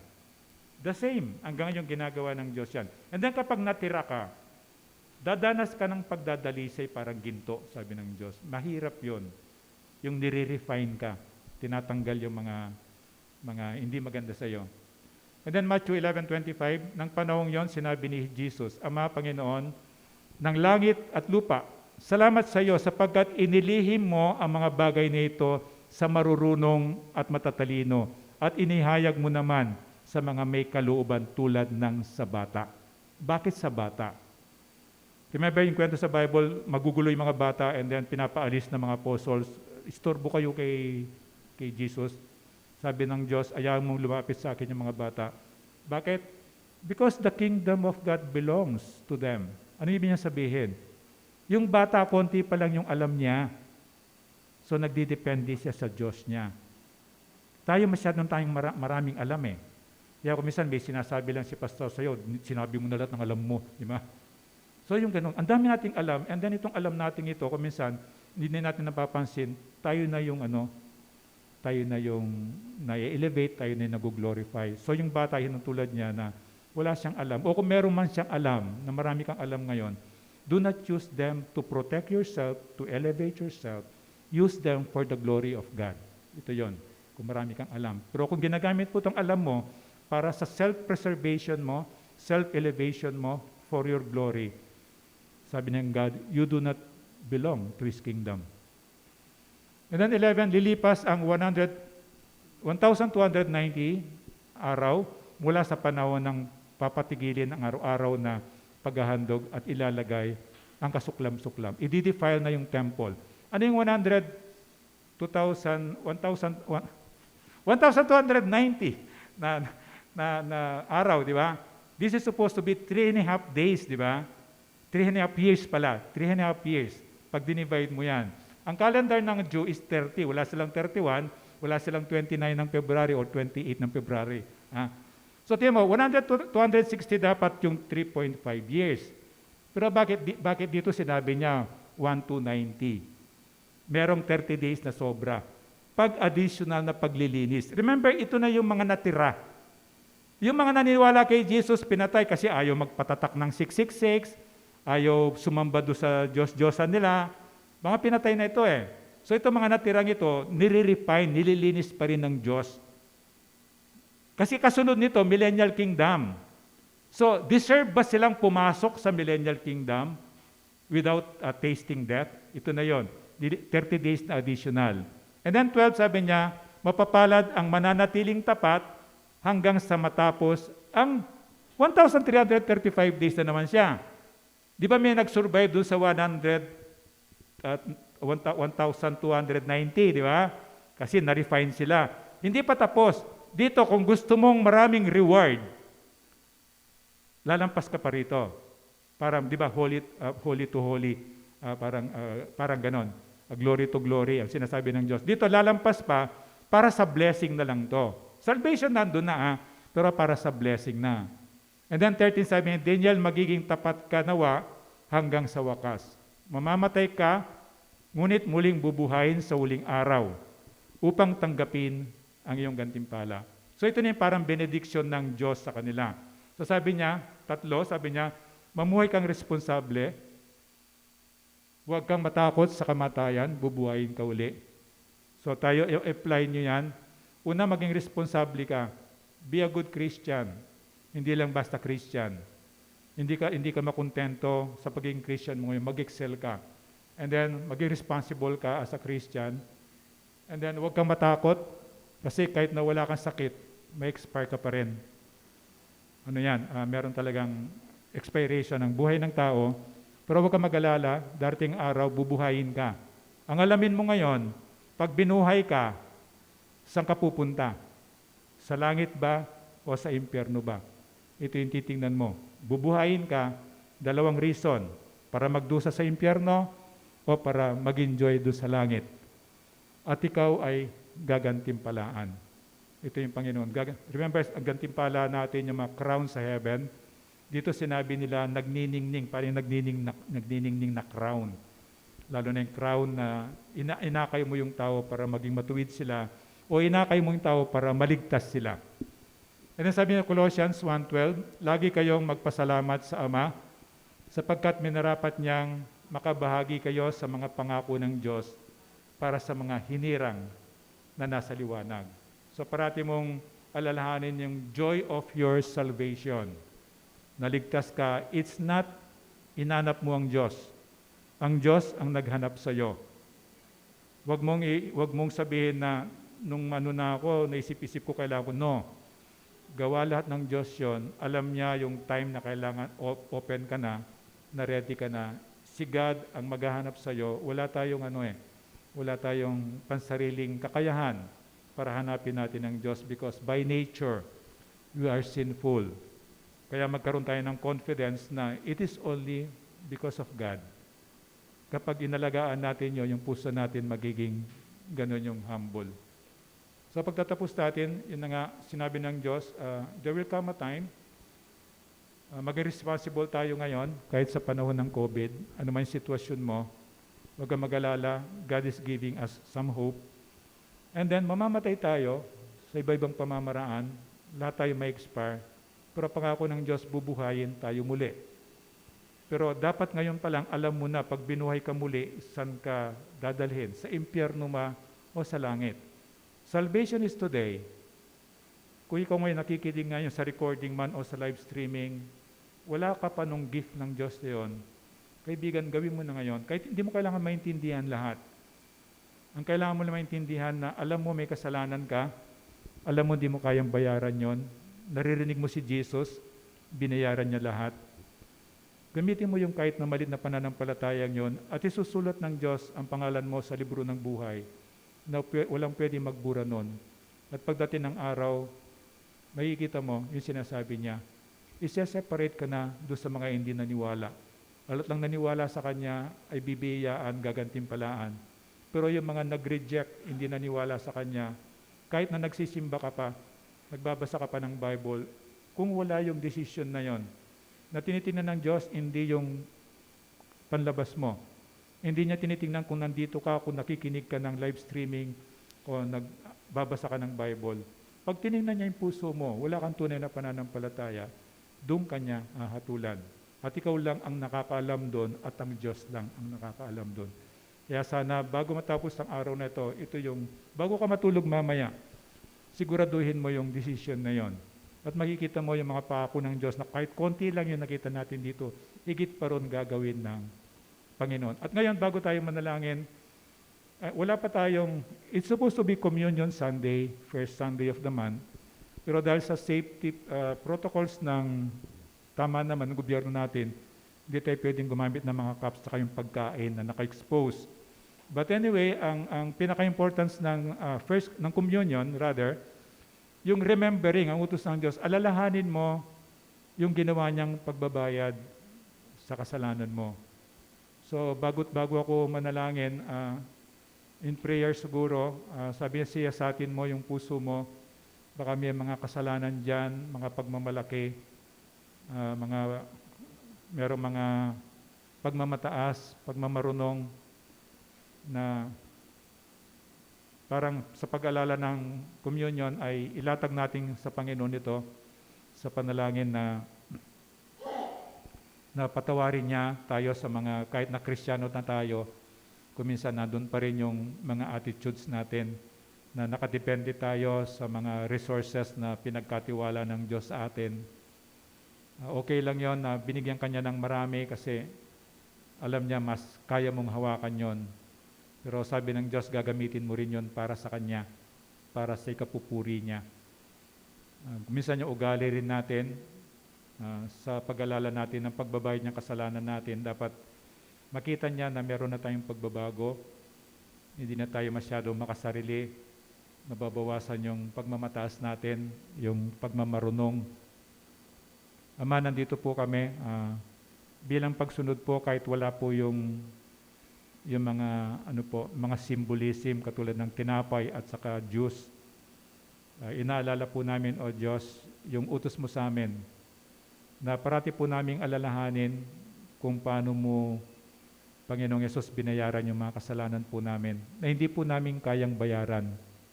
Kaya salamat po, O Diyos, nandito rin po kami nagpapakumbaba na humingi po ng tulong sa iyo, na tulungan mo po kami na maayos po namin yung sarili po namin para magamit mo rin po kami sa iba. At Ama, salamat din po sa salita mo na naipahayag po ngayon.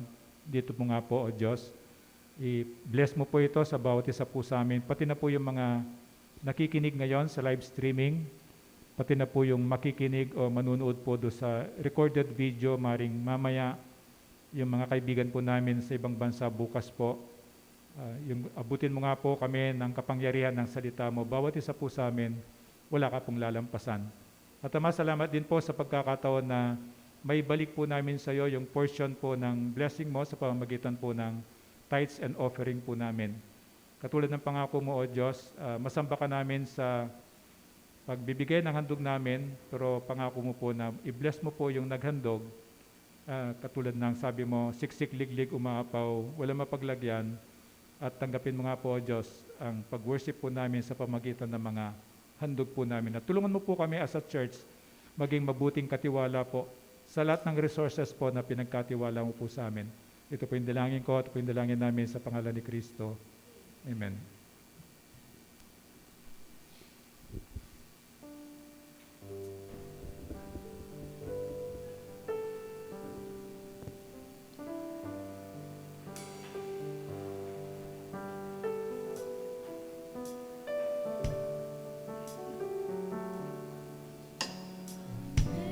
Amazing grace, how sweet the sound that saved a wretch like me. I once was lost, but now I'm found. Was blind, but now I see. Was grace that brought my heart to fear, and grace my fears relieved. How precious did that grace appear, the hour I first believed. In many dangers, toils, and snares, I have already come.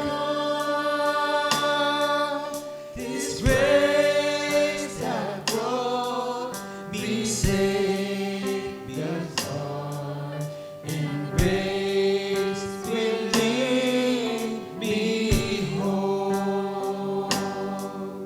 The Lord has brought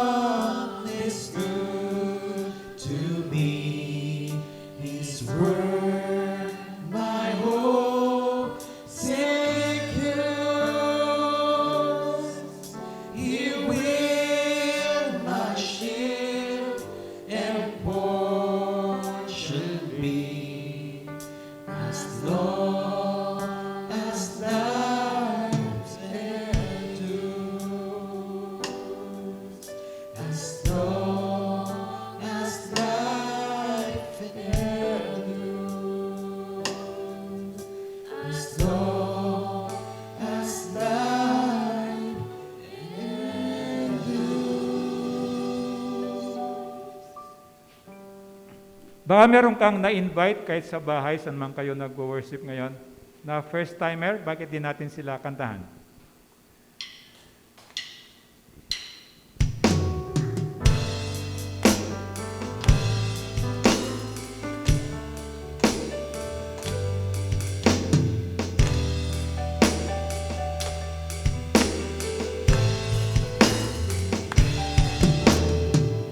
Come to the family.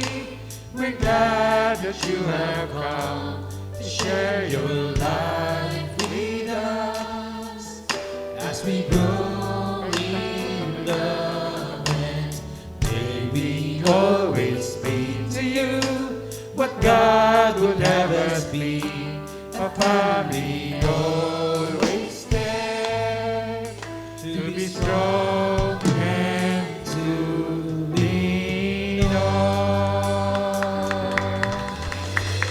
Welcome po. Sana makasama namin kayo uli next week. So tayo malaking Ama, salamat po sa biyaya mo nga po, O Diyos. Pagpapalang galing nga po sa iyo, O Diyos, inihiling po namin.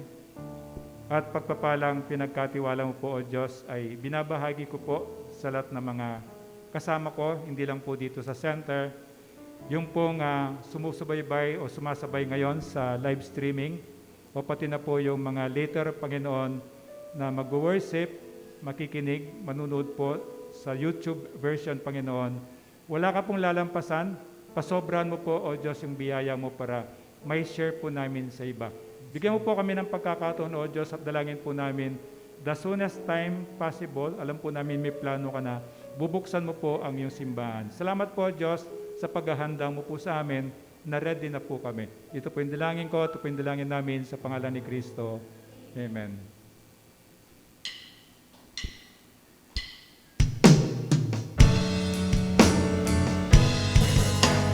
Shout to the Lord, all the earth, let us sing.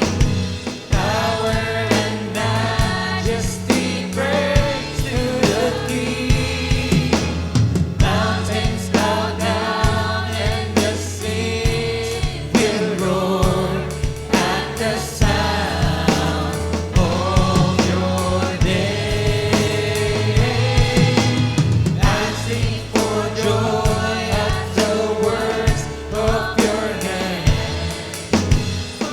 Forever I'll love you, forever I'll stand. Nothing compares to the promise I have in you. Nothing compares to the promise I have in you. Nothing compares to the promise I have in you.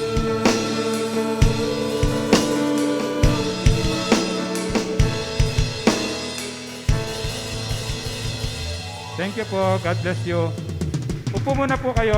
Upo lang kayo. May ibibigay sila sa inyo.